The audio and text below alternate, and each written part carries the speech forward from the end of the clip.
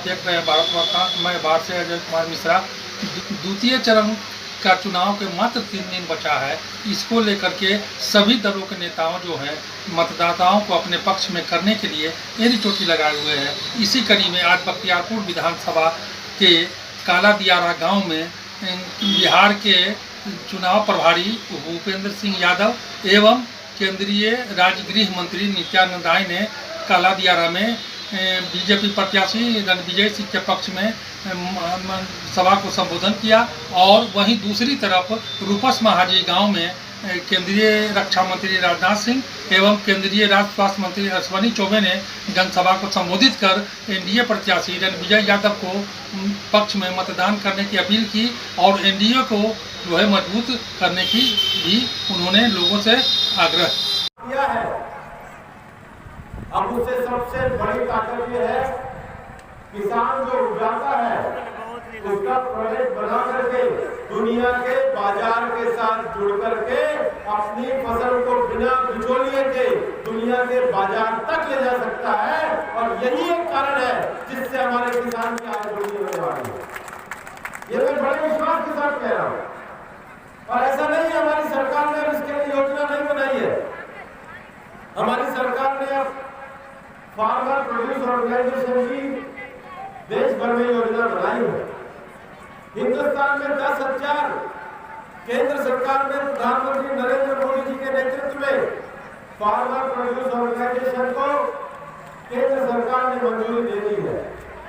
और उसमें से 1,000 ये फार्मर प्रोड्यूस ऑर्गेनाइजेशन बिहार में खुलेंगे। प्रक्रिया शुरू हो गई है, खुलने शुरू हो गए हैं। 5 साल हमारी ये सरकार रहेगी तो 1,000 फार्मर प्रोड्यूस ऑर्गेनाइजेशन में किसानों की अपनी फसल के उत्पादन के नए संसाधन बनेंगे और हमारी आय दोगुनी होगी। भाइयों, आप सबको बहुत बहुत नमस्कार। फिर कभी मिलेंगे। बोलिए भारत माता की। हमारा विरोधी होगा, कट्टर विरोधी होगा, तब भी मैं इस बात को पसंद नहीं करूंगा उसके ऊपर चप्पल फेंका जाए, उससे चोर कहा जाए। लोकतंत्र ने सबसे बड़ी ताकत यदि आपको दी है बहनों भाइयों तो वोट की ताकत दी है। बड़ा से बड़ा परिवर्तन यदि आपको करना है अपनी वोट की ताकत से आप कर सकते हैं। लोकतंत्र में इससे बड़ी ताकत और कोई दूसरी नहीं हो सकती।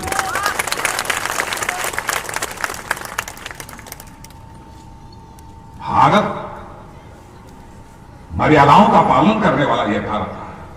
भारत ने जाति पंथ मजहब के आधार पर राजनीति नहीं की।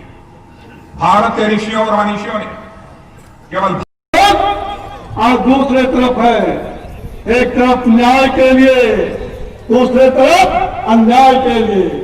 एक तरफ जहां विकास है वहीं इसलिए रणविजय सिंह को वोट दीजिए। जाएंगे एनडीए की सरकार बनाएंगे, ईमानदार लोगों की सरकार बनाएंगे। इसलिए रणविजय सिंह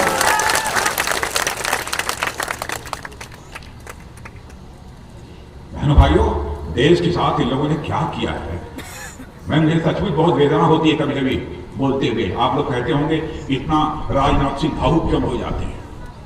आपको मालूम है हमारे 40 सीआरपीएफ के जवान, जब मैं भारत का गृह मंत्री था, कश्मीर में पाकिस्तान ने आतंकवादियों को भेजकर मरवा दिया। उसके बाद यहां कांग्रेस के नेता राहुल गांधी कह रहे थे कि इसके पीछे कोई ना कोई चाल है, कोई ना कोई साजिश है, चुनाव होने वाले हैं। इसलिए कहीं ना कहीं सरकार की तरफ से, प्रधानमंत्री की तरफ से कुछ हुआ होगा, ये प्रचारित करने की कोशिश।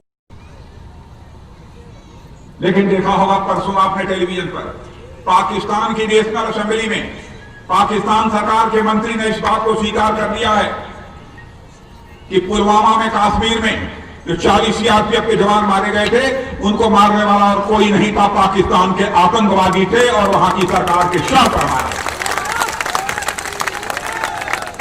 और मैं कहना चाहता हूं राहुल गांधी से, रंच मात्र भी नैतिकता है, रंच मात्र नैतिकता है। खुलकर आओ जनता के सामने और बताओ कि उस समय जो बयान दिया था वह सच था क्या और कुछ है।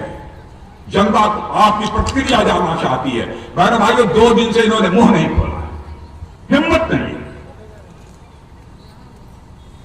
भारत चीन के बीच जो इस समय दबाव चल रहा है उसको लेकर भगवान परशुराम ने क्रोधित होकर पूछा, कौन है इस धरती पर जिसने धनुष तोड़ दिया? विनम्रता पूर्वक हाथ जोड़कर भगवान राम ने कहा, नाथ शंभु धनु भंजन निहारा, कोई है कोई एक दास तुम्हारा। हे भगवान परशुराम, इस शिव धनुष को तोड़ने वाला और कोई नहीं होगा, यदि होगा तो हम जैसा आपका कोई दास ही होगा। यह है भारत की परंपरा में।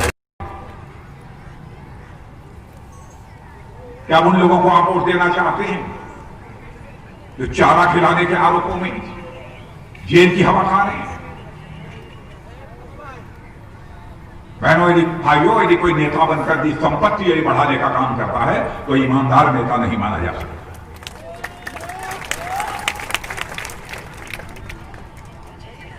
आप लेकिन फैसला कर सकते हैं कौन यह कर रहा है कौन नहीं कर रहा है। ऊपर भी लग गया, लेकिन तथ्य यदि है तब तो आरोप की बात बनती है। अब देखिए, मोदी जी पिछड़े वर्ग के लिए आरक्षण था, अनुसूचित वर्ग के लिए आरक्षण था। आपको आश्चर्य होगा, हमारी सरकार में बैठे हुए पिछड़े वर्ग और अनुसूचित वर्ग के लोगों ने कहा कि भाई साहब अगर खुले हैं, कि आपके यहाँ किसान सम्मान निधि का पैसा आया है। अब जब आप फसल बोने जाते हो तो साल में 3 बार 2-2 हजार करके 6,000 रुपया आपके खाते में सीधा पहुंचता है। और जब खाते में पैसा सीधा पहुंचता है, ये बहुत बड़ी ताकत है। और इसलिए प्रधानमंत्री जी ने ये तय किया है, जैसे किसानों के खाते में सीधा किसान सम्मान निधि का पैसा पहुंच रहा है, जैसे हमारी बहनों के खातों में सीधा जनधन का 500-500 रुपया पहुंच रहा है, जैसे हमारे बुजुर्गों की पेंशन सीधी खाते में पहुंच रही है, जैसे उज्ज्वला का पैसा सीधा खाते में पहुंच रहा है। केंद्र में प्रधानमंत्री नरेंद्र मोदी जी ने ये तय कर दिया है। अब ये जो राशन का वितरण है, ये भी आदमी दियरा में रहे या पटना में रहे, उसका परिवार दियरा में रहे या दिल्ली में रहे, one nation one ration card की जगह हिंदुस्तान में जहां भी होगा राशन सबको एक ही राशन कार्ड से मिल जाएगा।